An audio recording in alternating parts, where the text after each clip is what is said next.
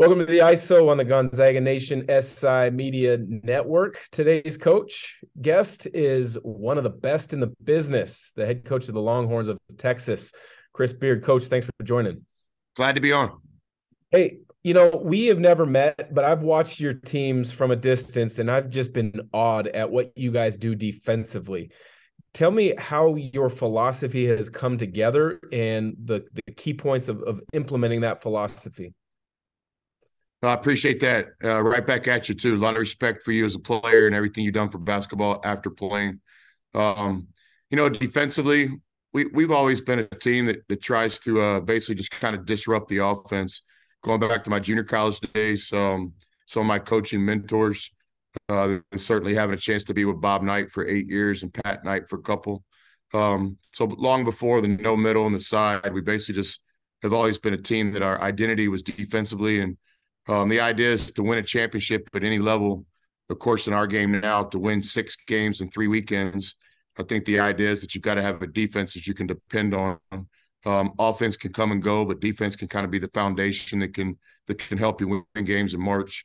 I think as the ball screen and the dribbler have gotten so much better in basketball in recent years, I think the idea to kind of control what the other team's doing and not be the victim, as we tell our guys, is kind of where the understanding of the no middle came. And I've been around a lot of great coaches.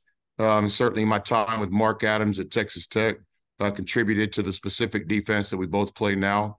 Mark's doing a great job at Texas Tech, and together we did some great things. Yeah, that no middle defense is a thing of beauty when you keep the ball out of the paint for consistent stretches. I remember the Texas Tech game when you were the head coach there, I think it was Rui Hachimura and Brandon Clark's game. You bottled up Gonzaga as well as I've seen anybody. When you're putting together a scouting report against a good offensive team like that do you watch in short clips defensively, offensively, or do you watch a game in its entirety to kind of start to put your game plan together? Yeah, all of the above, both. Certainly try to kind of start with the whole part method. So we like to just watch games, get an idea of the other team's identity and exactly what they're trying to get done. Probably more important than X's and O's is exactly what that team's setup is. And then certainly get down to individual possessions and trying to steal a play here or there. So that was a super Gonzaga talented team. That's one of the best basketball games I've ever been a part of. And we knew going into that game we would have to play our best 40 minutes of the year. In a lot of ways, that's what we did that night. And I feel the same about Wednesday's game against Gonzaga here. We'll have to play our best 40 of the season to this point. And it's going to be a real challenge in this game. But, we think there's some things that we can do. When you look at your coaching career, your path, you touched on it a little bit, having spent some time with the junior college ranks. I've got some friends that are head coaches at that level, and they're talking about it's a constant recruiting grind. Now with the transfer portal, it's almost similar. How has your experiences in your past helped with kind of sifting through the portal and finding guys that work for you? Yeah, exactly. Great question. I do think it's been, maybe a little bit of an advantage. I know we don't get points on the scoreboard before the game starts or anything from my past, but it's basketball today is a little bit out of everybody's comfort zone in terms of the portal and image and likeness and rosters changing. But to me personally, not so much. All the different levels I've coached at, including some professional basketball and also some Division II basketball and some mid-major basketball at Little Rock. Rosters have always changed. I mean, I'm used to even adding players a semester sometime. So I think that's what college basketball is today more than anything. It's roster management. The days of fans sitting there and watching the same players over and over are probably far few between. And I think that's one of the reasons why this Gonzaga team is so good, in my opinion. To have Drew Timme back is a blessing. I think Coach Few is one of the best that's ever done this, not in our game right now, but ever done it, period, because of the consistency that his team, program, roster deals with. This year's such a great example to think about everything they lost last year and now to be sitting here and then be one of the top 2-3 teams in college basketball. It's that balance. Some years he does it with high school recruiting, and other years like this year, he's done it with 2 great portal additions and then current players getting better. So we've had some success over the years in basketball because we view rosters as roster management, not necessarily recruiting each year. Gotcha. I like that term, roster management, and I also like the point about Drew Timme. He seems to have been there forever. I know he's a Texas kid. When you were at Texas Tech, did you guys recruit him? And then what's the connection like? With him coming back into Texas, do you expect a hostile environment towards him, or is it going to be somewhat Texas friendly? Well, first of all, yeah, a lot of respect for Drew and his family. We absolutely did recruit him when I was at Texas Tech. We started when he was a young freshman and went all the way until his senior year before he chose the Zags. We had multiple unofficial visits and just spent a lot of time with him.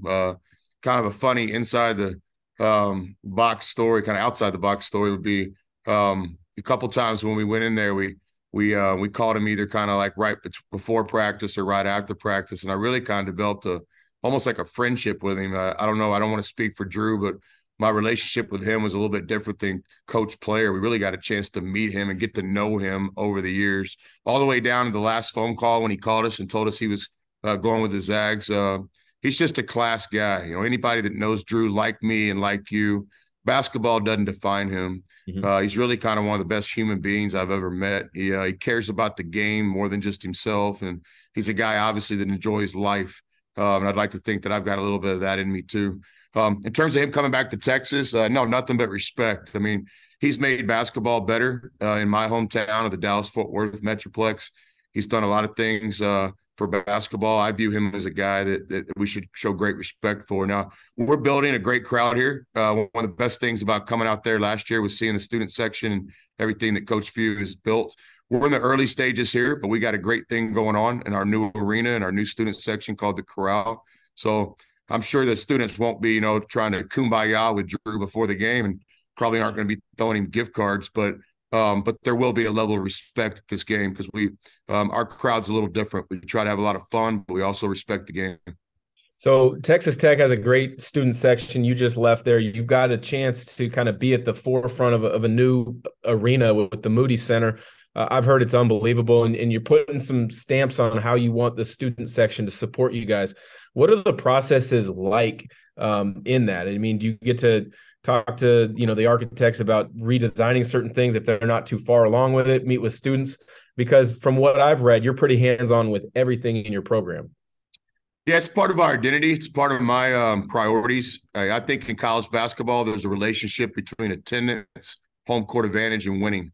Certainly in our league, you don't have to look very far to maybe find one of the best examples in college basketball history of what Kansas does at Allen Fieldhouse. We had a great run at Texas Tech, and those guys continue to benefit from all the things that we built together with the home court.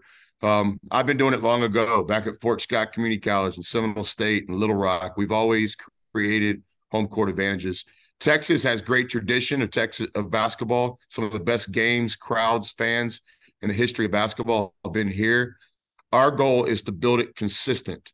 And that's another thing that we study teams like Gonzaga. At Gonzaga, it doesn't matter who they're playing, what time the game is, what time of year is, the students show out. It's one of the best student sections in college basketball. And we're in the early stages of building here in Austin. But I think you guys will be impressed in what we're building.